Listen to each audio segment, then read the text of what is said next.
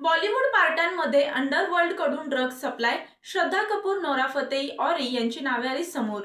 दुबईमध्ये बसलेल्या underworld don Dawood इब्राहिमच्या टोळीशी जोडलेल्या एका मोठ्या आंतरराष्ट्रीय ड्रग्ज सिंडिकेटचा मुंबई पोलिसांनी पर्दाफाश केलाय।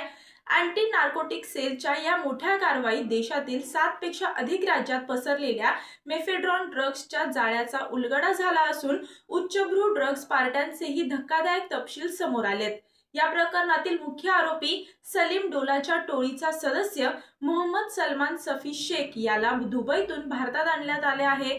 चौकशीत त्याने बॉलिवूडमधील अनेक अभिनेत्री, अभिनेते, निर्माते आणि सोशल मीडिया इन्फ्लुएन्सर्सची नावे उघड केली आहेत।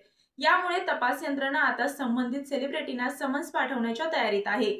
आज तकच्या अहवालानुसार रिमांड कॉपीमध्येही नमूद आहे की आरोपी भारतात आणि परदेशात हाय प्रोफाईल ड्रग्ज पार्ट्या आयोजित करायचा आणि स्वतः सप्लायर म्हणून उपस्थित राहायचा। आरोपी ताहिर डोलाने नोरा फतेही, श्रद्धा कपूर, सिद्धांत कपूर, ओरहान म्हणजेच औरी, जिशान सिद्दीकी, अलीशाह पारकर, दाऊदची बहीण हसीना पारकरचा मुलगा, दिग्दर्शक जोडी अब्बास मस्तान आणि रॅपर लोकाय यांची नावे घेतली आहेत।